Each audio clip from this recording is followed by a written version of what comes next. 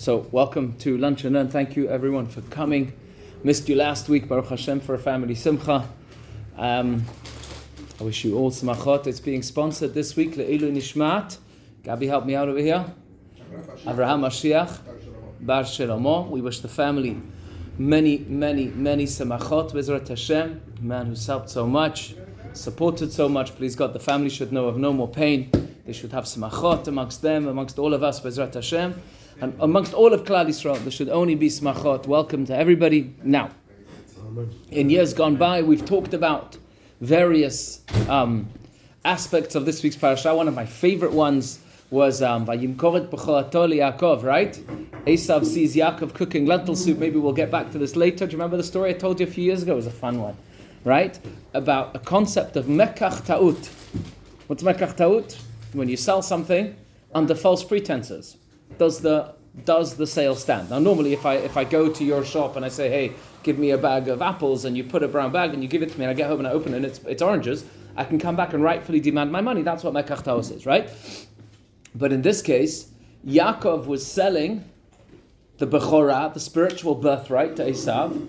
He knows Esav is hungry. Almost, you could argue that he's taking advantage of Esav, selling it to him for nothing, for a bowl of soup.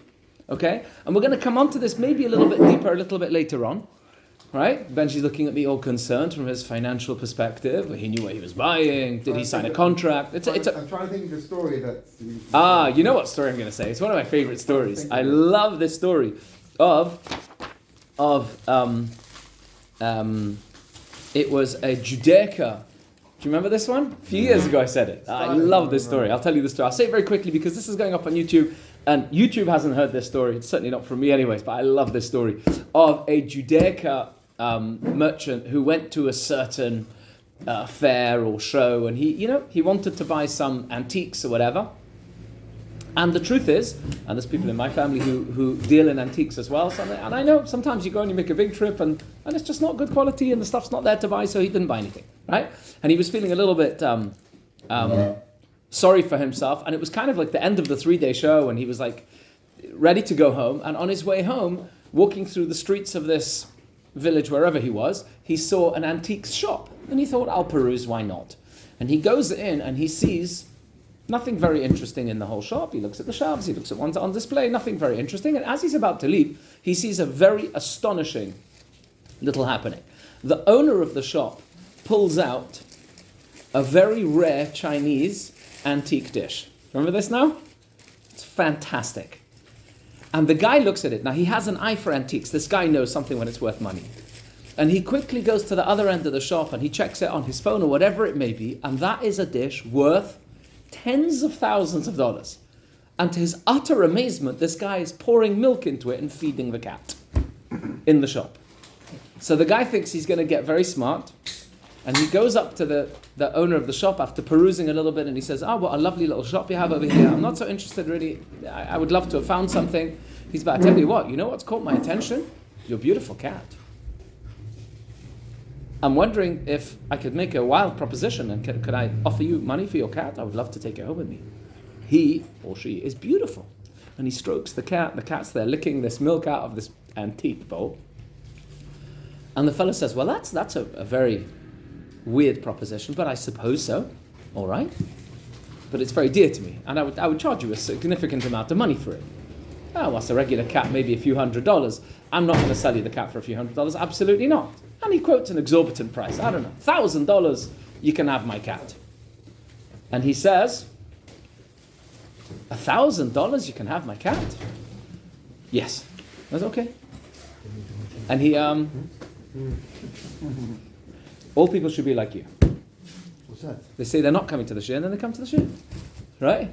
That's Mo Belilo. I just saw Mo. I didn't see it. All right. Anyway, people should still be like you. Yes. Good guy anyways. Thank you. You have to learn to look past the first Mo. All right. So, the guy sells the cat. And as he gives him $1,000 for the cat, tucks the cat under his arm. He's about to walk out. He goes, you know what? I'm very concerned that the cat should feel good. And you know what? It eats out of its familiarity. Why don't you throw in the dish for free? So at least that when it comes to my house, it'll eat out of the dish and, it'll feel at home also. in my house. And the fellow who sold the cat said, no, the dish stays here. He said, okay, you know what? I'll throw in an extra $100 or whatever it may be. But you know what? I would love the cat to feel. He said, no. He said, okay, this is going to sound crazy. $250. And it starts getting crazy. And then he offers $500. And then the fellow looked at him and he said, can I level with you? The shopkeeper said to the Judaica fellow, he said, can I level with you? Can I be honest with you? He said, sure, please be honest with me. He said, I don't sell antiques. He said, I sell cats. I know exactly the value of this bowl over here, and I know that any person knowing antiques also knows that. Now, you paid $1,000 for a cat, thinking you're going to sneak up. I've sold 10 cats like this. The cat's not, I don't care about the cat. And thanks for the $1,000, by the way. That was great business. I bought him for $60. Right? Goodbye. Out. When you take this she'elah, is the person who runs this shop, is he selling cats under false pretenses? Is that a mekach tos? For example, if the person would have known, offering money for the cat, that the dish isn't involved in the sale, would they have offered $1,000 for the cat? Answer, no. They wouldn't even have bought the cat. It's one of my favorite she'elah. I love this story. It's actually apparently a true story. Right? Nu, what do you think? Not a problem. It is, or it is, sorry? Not a problem. It's not a problem. Why not? There was no misrepresentation. There was no misrepresentation. Why not? He was never selling the cat. No one lied to anyone. No one lied to anyone. That's true. That's true. But what misrepresentation? I could argue and say he set the whole thing up using an antique dish, which normally would be touched with white kid gloves, and all of a sudden this guy's making it look flippant, as if to say, I don't know the value of this, and try and ensnare somebody to buy a cat that he never really wanted. It's just good business. It's duh. The dish was never included. It was never included, that's true. And they both tried to trick each other. True. So it happens to be the guy who bought the cat, he was at the sharp end of it. So is he allowed to do it? Is he not allowed to do it? You think yes? You think yes? Based on that? Is it Ifneiva? Right? In a way, they're both guilty. Yeah. You're not allowed to put a stumbling block in front of us like that. That's what he's saying, yeah. And you think that might be this? Yeah. And English have a saying, buyer beware. Right. And if you're fully aware of what you're doing and you're offering and you're thinking, I'm going to get a deal for it, and like Gideon said, the deal was never implied, it was never stated, nobody said anything. The shopkeeper ostensibly never set out to sell the cat. Correct. To sell antiques. Never set out to sell antiques. No. He didn't market the antiques. But the guy went in and he did a private deal for the cat. Yeah. So I'll tell you a beautiful Orach Chaim HaKadosh, which writes on this week's parasha, when Esav comes in, he says, Haliteini na min ha'adam hazeki ayef anochi, right? And Yaakov says, Michrach hayam et bechorat chali, you want the soup? No problem, sell me your bechorah, which one could argue is, from a price perspective, an incorrect sale. It's worth a lot more. Michael's shaking his head. Why? No? Not worth more than someone doesn't think it's worth it. Oh, that's the crux. I can't play along anymore. You're absolutely right. You're absolutely right. He says it doesn't worth anything to me, it's nothing. It's a responsibility. Which is a liability. Which can be a liability, but if you use it correctly, it's your greatest asset. It can be your greatest asset. And yet, Esav gives it up for nothing. And we're going to talk about this maybe in a moment. Yeah? Yeah, but I think Raquel, the mother, was telling the other son what to do. That's later. That's later. Maybe we'll talk about it later. Well, when he put the skin on. Yeah, that's a different story. And this is earlier. This is before Avraham had died. They're making the soup, right? And he comes in. Esav had come in from committing all forms of crime. Comes into the house, sees the soup. Yaakov says, "Sell me the birthright," and Esav says, "I agree." Okay, and we'll talk about this maybe later. Okay. But here's something interesting. Vayoma Yaakov, let's just look at these words carefully, because the Orach Chaim HaKadosh picks up on this over here. Vayoma Yaakov, Hishava li kayom. Swear to me today. Why would you need to swear? If we come and do an ordinary deal, I come in and buy something for you, you make me swear? Okay, swear that we're selling. Vayishava lo, vayimkor et bechorato li Yaakov. You could ostensibly ask the question, what does it mean vayimkor et bechorato li Yaakov? If you are following the story, you see that he sold his birthright to Yaakov. Says the Orach Chaim HaKadosh, listen to this, HaTorah hitzdika et mechirat ha-bechorah shel Esav liYaakov. Right? By the Torah saying, Vayimkor et bechorat to liYaakov, what the Torah is saying is, it was a good sale. The sale went through. And pretty much what Michael was saying just now, even though we're talking about a high price or something high valued, a high ticket item being sold for cheap, why does that go through? Well, if you cheapen something in your eyes, then that's your value of it. And for Yaakov, who looked at it as such high value, if somebody's willing to give it away for free, then they're a fool. Which brings me on to my next question. Okay? Rashi, on this very point, for Yaakov, so we move on to Pasuk Lamed Dalet. Yaakov natan le'Esav lechem u'nezid adashim. So Yaakov gave to Esav lechem, bread, nezid adashim, this lentil soup. Vayochal vayesh, he ate and he drank. Vayakom vayelech, he got up and he left. Now Yivaz Esav et habechorah. What does the word bizayon mean? Cheapened. Correct? Esav cheapened the bechorah. To which Rashi writes as well on this, Ha'id hakatuv al rish'o. I quote. The pasuk is testifying to the wickedness of Esav, shebiza avodato shel makom, because he cheapened service of God. Now, you could ask a question on this. You didn't. Biza, what? Sorry? What's the question? Ha'id hakatuv al rish'o. The pasuk is testifying to his wickedness. Wickedness and stupidity are two very separate things. If you have a very high ticket item and you let it go for cheap, you're not a wicked person, you're a fool. You're an idiot. But you're not a... Rashi says this testifies to his wickedness, which brings us on to a new point. What? Sorry? What was the bechorah? What did he buy? What did he sell? Was Esav wicked for devaluing the Bechorah? Or was he a fool? He's selling. If he's selling, what do we... First I think you need to understand what he's selling. Well, in this case, he's buying. Esav is buying. Vayivez Esav et ha-bechorah. Esav cheapened the Bechorah. He didn't buy, he sold the bechorah. Sorry? He sold the bechorah. Sorry, you're right. He let the Bechorah go for Yaakov's. Yeah. Fair enough, you're right. He From devalued it. What did he devalue? The Bechorah. Who cares what he devalued? What is Something what spiritual, is it? something I holy. think it's quite important. But what is the bechorah? Okay. Like the rules of inheritance came much No, later. it's not. No, it's So not. what is this Bechorah bechorah? is avodat Probably Hashem. service of HaKadosh Baruch Hu. It's avodat Hashem. He says right Correct. there. Correct. It doesn't say biza avodato shel makom. Correct. That's He exactly let go. what the bechorah is. Right. He gets to be the one to do the Correct. To do the avodah on everything. Correct. He gets to do the avodah bet That's mikdash. why that's why it's a big. That's why he's a Rasha? He's saying to sell Hashem. No that's thanks. nothing for me. Okay. Now, if you know the way Rashi works, Rashi will only comment if something bothers him, or he's explaining something that's not readily available to the eye. That's why when you see a strange word in a pasuk or non-common, Rashi will give you a pirush straight away. Rashi doesn't comment just for fun. Something bothered Rashi. What bothered Rashi over here? Maybe he shouldn't. If it didn't have any value for it, why did he charge him something? So that's a nice question.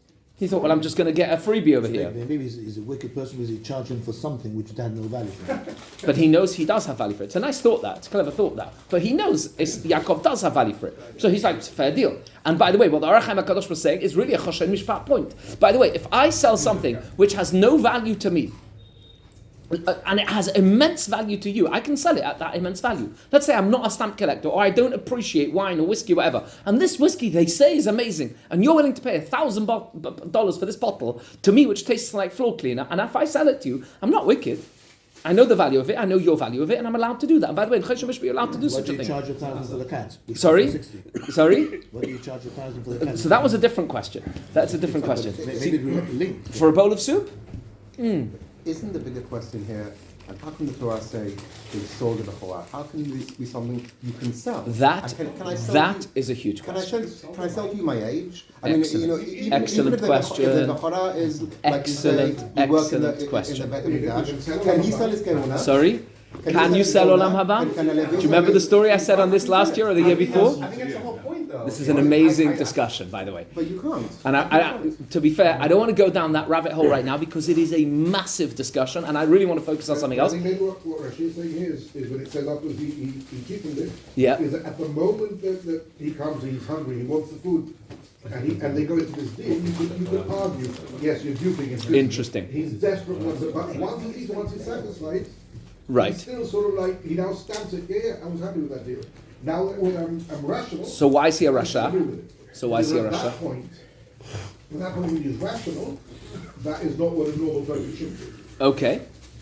Amazing suggestions. I'm going to go with one more, then I'm going to try and say the point that I remember hearing from my mashgiach. I Yeah. thought that's why it's so important to define what the transaction was. And the transaction, he's selling the right to serve Hashem first. Correct. The right to go first, Correct. to do avodat, to do korban, whatever it is. Okay. So That's just what to Rashi says, you to are serve right. Hashem. You are right. That's what he's bringing out. Correct. Let me just put a spanner in the works. You ready? Imagine Esav goes to Shamayim after life is done, and Hashem replays him all of his decisions that he made. When he's looking at this one, is he going to be happy with the decision? Good decision or bad decision? What Esav did, he was Yeah, a bad decision. bad decision. Well, Is he a Rasha for it, or is he a fool? Depends what I his think intentions Rashi's are. question is like this. If you look at Sifsei Chachamim, etc., go ahead. It depends on his intentions, why he sold it. Okay. Rashi is actually saying something totally different. What is a Rasha? Well, Rashi is saying something amazing.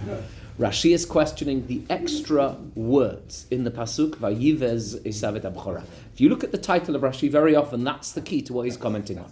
What Rashi is saying is all you need to do. A child in Hebrew school will tell you the story. Esav came in, he was hungry, Yaakov was making soup, Esav sold the birthright to Yaakov, etc. We know that. Why would the pasuk need to say Vayivez Esav et Abchora? I know that already. Those words at the end of that pasuk, if you're looking carefully, are somewhat superfluous. That is Rashi's question. Rashi's answer, if you look in Sifsei Chachamim, he will tell you, is Vayivez Esav et Abchora is telling me something entirely different. Ha'id hakatuv al rish'o. The katuv, the pasuk, is testifying to his wickedness. Shebiza avodato shel makom, because he mocked, he belittled service of Hashem. The pasuk is testifying not to the price that he paid for something which should have been spiritually magnificent. And that's not what we're talking about over here. We are now nailing down, we're now drilling down to the DNA of the grandfather of Amalek. Many people have the question, why? Such a loving nation like us, why is it that we have to eradicate Amalek? It doesn't sit comfortably when you have people mocking Judaism. These are one of the points they pick up. The Amalekites, yeah, that's what you're doing in Gaza. There's our criticism. What's going on here?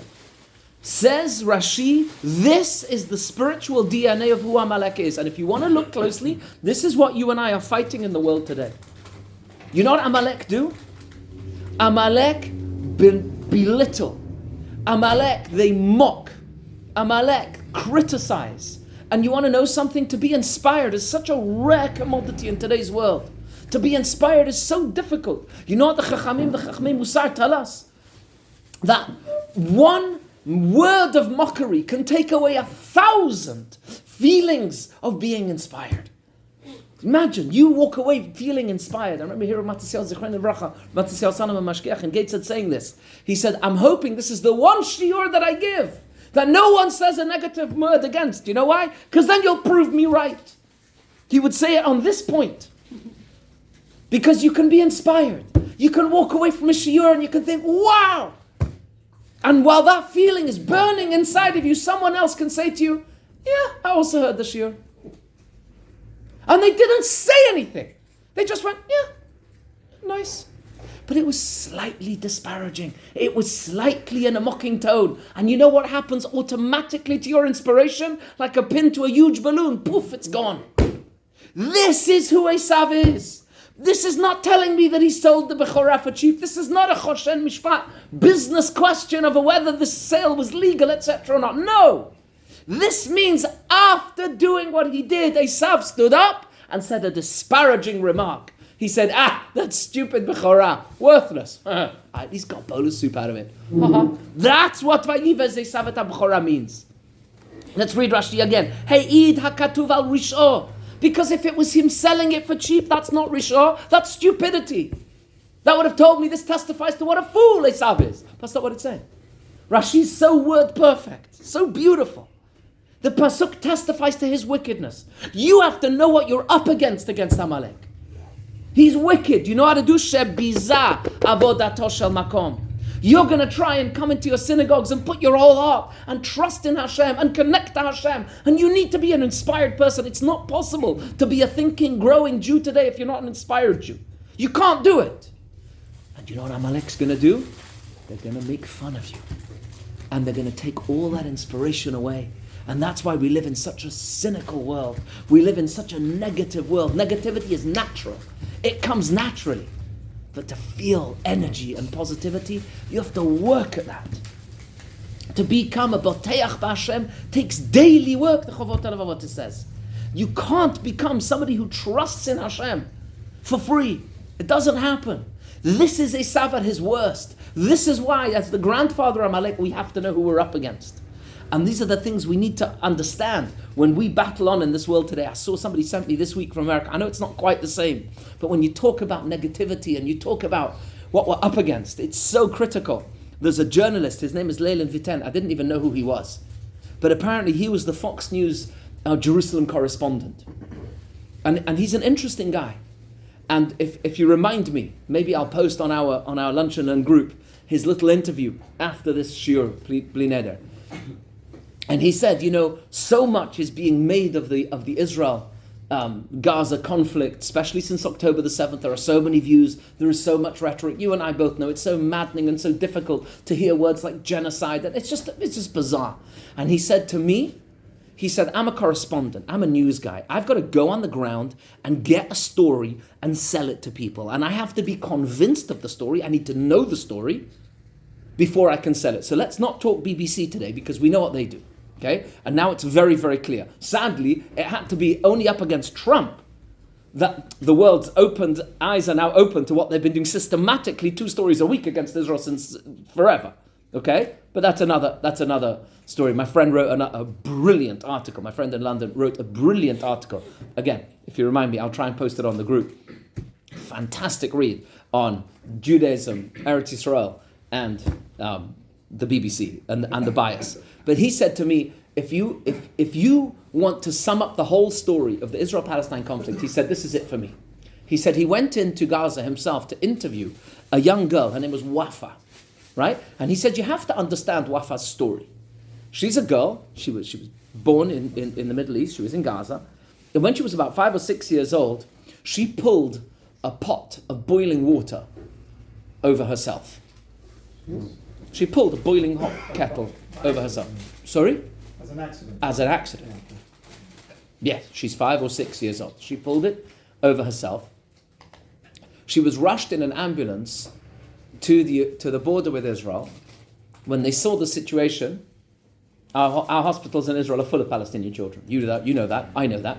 The world's media somehow conveniently forget this because genocide, of course, we're wiping them all out. That's why we treat them all. But anyway, right? She gets taken into hospital when the Israelis treat her. And by the way, they have to keep her alive. They have to do multiple skin grafts. She's in hospital for months and months and months and months and years. Years later, she goes back to where she lives. And by the way, because of her frequent treatments, she was given a pass. She was given a pass to come back into Israel easily, right? So her and a family member can come in back and forth all the time, okay? When she's a little bit older, armed with this pass, she was recruited by Hamas. And they said to her, you're the perfect person to go and commit a suicide bombing in Israel. Do you know why? Because you can get through checkpoints really easily. So what we're going to do is we're going to strap an explosive to you. You'll get through the checkpoint with your pass, your golden ticket. We'll give you 3 options. And by the way, this Wafa confirmed all of this. This was her story. She was saying to this journalist, Leila Vitant, right? Anyhow, so She was given 3 options. She could do a bus bombing. They gave her a cafe, which was a wonderful location to end some Jews' life. Hospital. The hospital that treated her was her third, because of course there's tons of Israeli doctors, there's tons of Israelis there. It's an easy target and she's allowed in and out all the time. You guessed it, guys. She chose the hospital. They strap explosives to her. They put it under her clothing.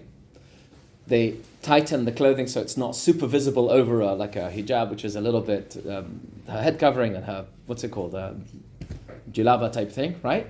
And she goes to the Israeli crossings, right? She gets to the Israeli crossing, she pulls out her pass, and they say to her, yeah, but we're checking you anyways. And she goes, why? So not fair, da-da-da. And they discover her bombs on her. So they try to detain her. When she realizes that she's been sussed, she tries to detonate. She tries to detonate in front of the 2-3 Mishmar Gavul guards that are there with her. So at least take 2 Israeli lives, or 3. If it's not a hospital, at least I can get 3. Her detonation trigger fails. As she clicks it, it doesn't blow up. She gets detained. She gets put in an Israeli jail. She's there for years. In the Israeli jail, they educate her. She gets a degree. By the way, when something failed to explode, there was some leakage in the bomb. She got burned again. She got treated again for her burns. She got put in jail after that. Whilst they're treating her, they educate her. And she leaves with a college degree. Right? In the next deal that happens between Israel and the Gilad Shalit deal was afterwards, right? Again, we needed something back from them, so we freed thousands of prisoners. She was one of the people who is now given back, right? This journalist goes and meets her in Gaza, and he tells her story. He said, this is the same people that treated you. These are the same people that looked after you. These are the same people that loved you and cared for you. Would you do it again? Given the chance, would you pull the trigger again? Yeah. And I quote, okay? And by the way, this Leila Vitent took an iPad with him, and he showed her the video of her at the checkpoint trying to detonate herself. And he says to her, but let's just understand this. These are the people that cared for you since when you were a child. And you chose the target of the hospital that looked after you. And she said, yeah. And he said, would you do that again? Given everything that's happened to you. And then they took you in, and then they released you. But before they did, they treated you, and would you do it again? And she said, absolutely. And he said, why? Explain to me. And I quote, she said, when I pulled that button, when I pulled that trigger, I almost tasted paradise. And she went on her rhetoric of the infidels and the non-believers, etc. And this guy, he's not Jewish, as far as I know. He said, but these are the people that treated you and cared for you. She said, absolutely, I'll do it again. To understand what we're up against. It's so clear. Now to us, there's no question. We know exactly where we stand. But when it comes to Amalek, I'm not so sure we do understand. I don't know if it's so readily available. It's so tricky to understand. Why is the world so cynical? Wherever Amalek is, I'll tell you what they employ. They are the arch nemesis of spiritual growth. And you know what? For us to be people who grow spiritually, do you know what we need to be? Connected, inspired, on fire. We need to be the kinds of people that when others look at us in synagogue, they see you're connecting to Hashem. They see that you're on fire. They see that it matters to you. I'll tell you a beautiful story. It's so personal to me, and one I'm so proud of. Baruch Hashem, you all know on Simchat Torah, my daughter-in-law gave birth to a baby boy. They called him Yehuda Shimon. Why? Because my son went to yeshiva in America. He went to Clifford Yeshiva, right? And at the time, his Rosh Yeshiva, who was a massive influence on him, inspired him so much. His name was Rav Shimon Alster. Zecher Tzadik V'Kadosh Livracha. He recently passed away. And my son, when he stood and spoke at his own son's Brit Milah, and Baruch Hashem, my son today is addicted to Torah learning, to Torah growth. When he came to Yerushalayim, after that yeshiva in America, he sent me a one-liner. He says, Daddy, I found my place. I hope you become a multi-millionaire and support me learning here till the end of time because I don't want to move. I love learning Torah. I love Yerushalayim and all of its chaos. I love every kind of Jew. And there's nothing like, I hope I can stay here forever.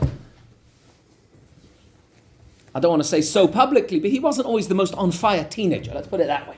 Okay? He was like our teenagers here. That if you get a grunt in your direction, I hosted a few of them, the other day, for a cholent night in my house, and some of them grunt in my direction. Hey, Rabbi, that's a good conversation. Where's the change? So he said a beautiful story at the Brit Milah. At the Seudah of the Brit Milah, my son said something and it made me cry. He talked about how his Rosh Hashiva inspired him to learn. And this is a kid who was not always inspired to learn. He said, I was in the Bet Midrash once, and Reb Shimon Alster walked in, Zichron Levrachai, walked in, and he grabbed a few boys. And there he is sitting at his stender with a Gemara open. And there's myself and another guy. Cool guys, chilled guys who love a kickback and a relax. And for the next 2 to 3 hours, this Rosh Hashiva on fire starts to explain a sugya in the Gemara. And he gets lost. His eyes are wide open, and he's shuckling, and his body is intense, and the energy is palpable. And after going through this sugya and getting the boys to answer and question back and forth, he looks at these young boys, and he says, okay, you could go now. And as my son was leaving, he leaned in and grabbed his arm. And he says to him, Nu, Shmuley, how is that for you? And my son said a beautiful line. He said, I realized that if I didn't say that was fire, I know what he's thinking. He's thinking, then you didn't experience what I was giving.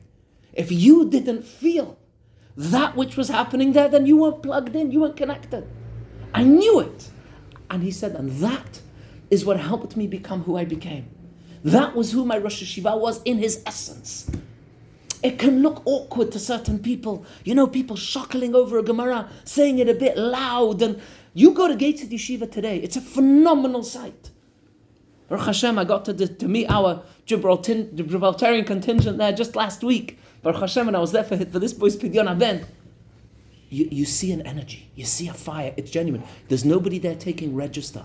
Nobody's there with a whip saying to the boys, strap to your chairs, hello, you have to be here for Gemara. Nobody's saying that.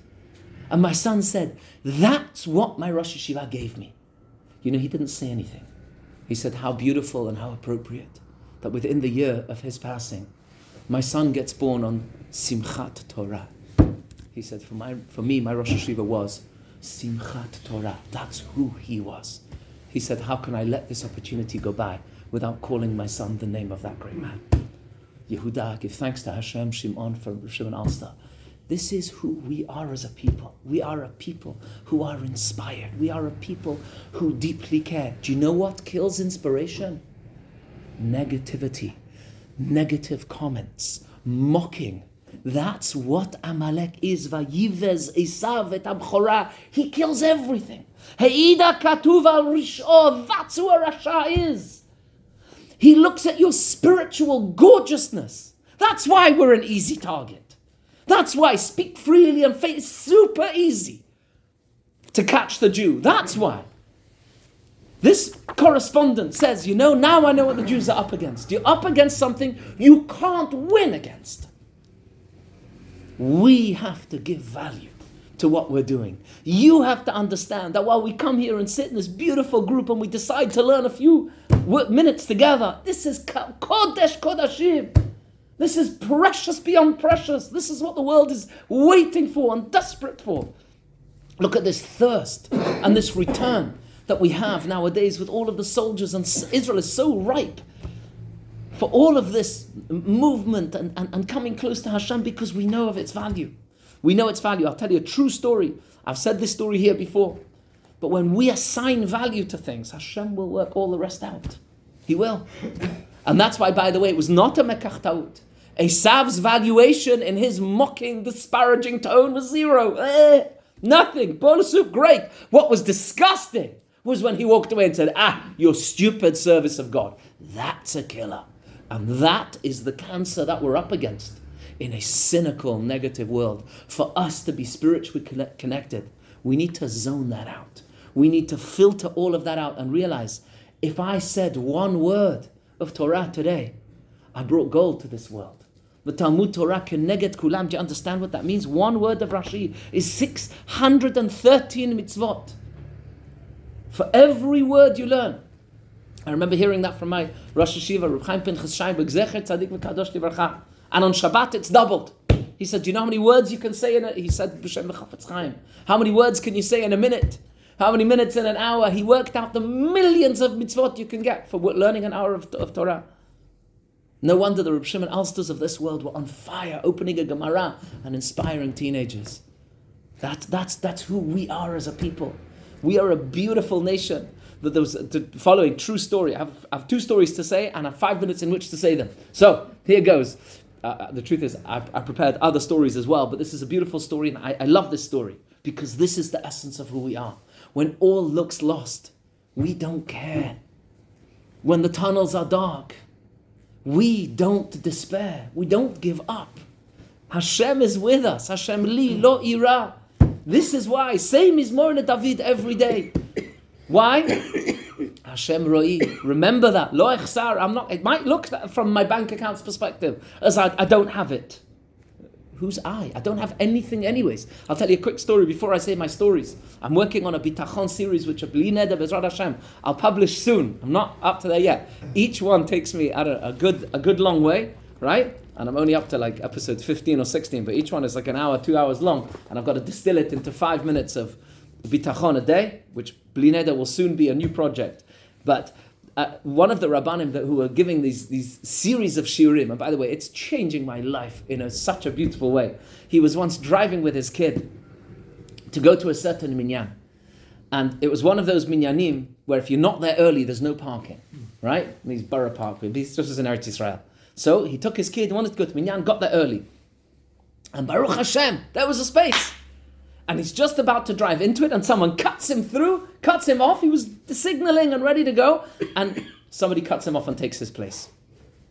And he says to his son, you see that? He said a bad comment. He said, look how terrible certain people can be. They took away my space. And he caught himself. And he said, hang on a minute. Who's in charge of the world? HaKadosh Baruch Hu. Can somebody take away something that's correctly yours, rightly yours? By the way, they can't. You know that. If something is meant for you, nobody can touch it. The Gemara tells us they can't touch the tiniest, nothing. Even a bechorah. Sorry? Even a bechorah. Correct. It will transpire that it will become yours in the right way it's supposed to be. Vayimkor, the pasuk testifies. It's good. It's a good deal. Right? Question is how it can work. That's a very, very good question. Whatever. It's a very, very good question. Unfortunately, not the subject for today. And he turned and he strengthened himself and he said to his kid, it's not true. It's not true. No one's taking anything from me. Nothing. When things are supposed to be the way they are, they will be that way. And you and I, when we live with Hashem, it's a beautiful thing. It will come right. The minute you think, the Chavot Avalavot says very, very clearly, Shar B'Tachon says very clearly, if you think it's you or your contacts, you'll be very, very let down. But when you think it's Hashem and you stay connected to that, you'll see.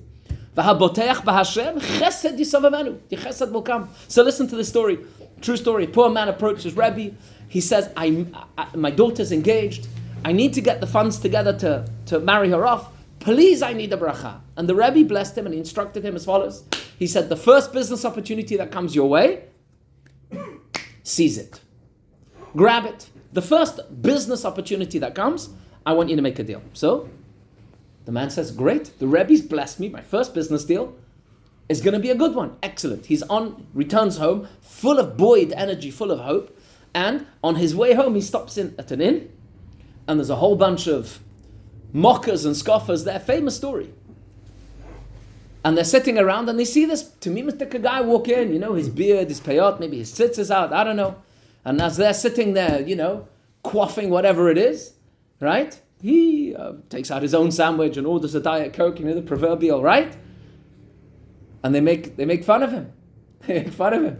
And they say, come on, You live like this with this tiny, narrow-minded Torah perspective on the world. It's a big place, business. He says, you know what?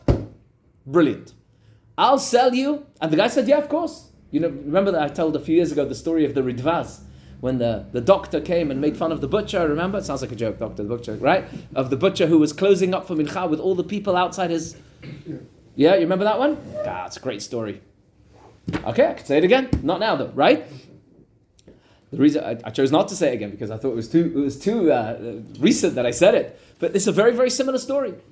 The guy says, I'll sell you my Olam Haba. If you're so connected to Olam Haba, no problem. But I'll sell you my Olam Haba. But I'm going to demand a ruble for it. Now, for this poor man, a ruble was a fortune of money. But he thought to himself, remembering his Rebbe's bracha, he said, hello, the first deal that comes along, grab it. This is a deal. And by the way, for someone's Olam Haba, a ruble is pennies. It's nothing.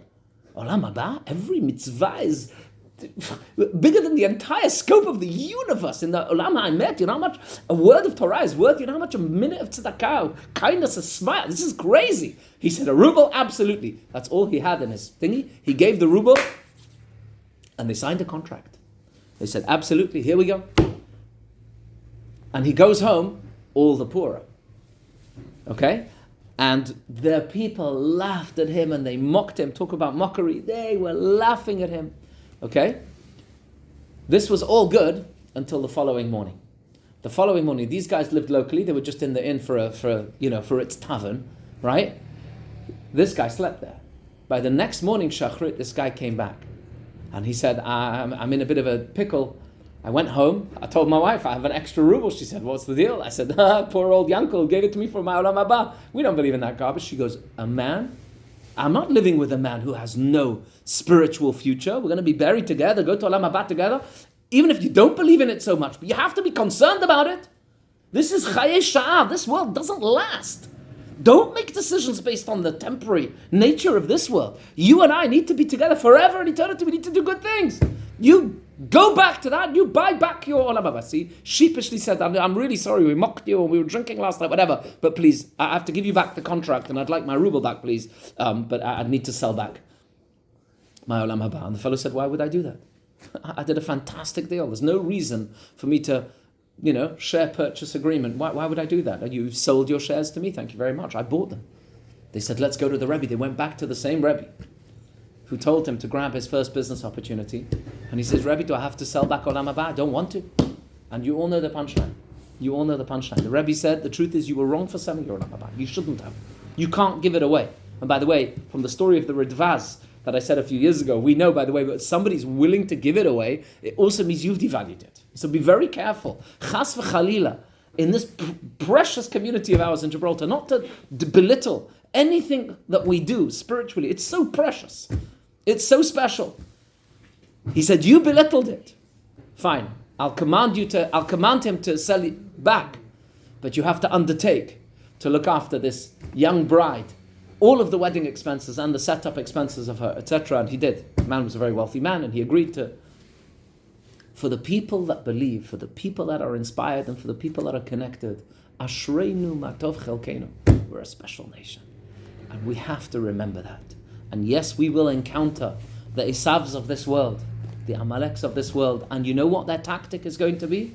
We see it very clearly over here. Eid hakatuv al rish'ah. We're up against the wafas of this world, who no amount of goodness, of care, and of kindness from the Israeli hospitals and soldiers, etc., are going to take away their poisonous minds of, I nearly tasted paradise. There's no winning against that.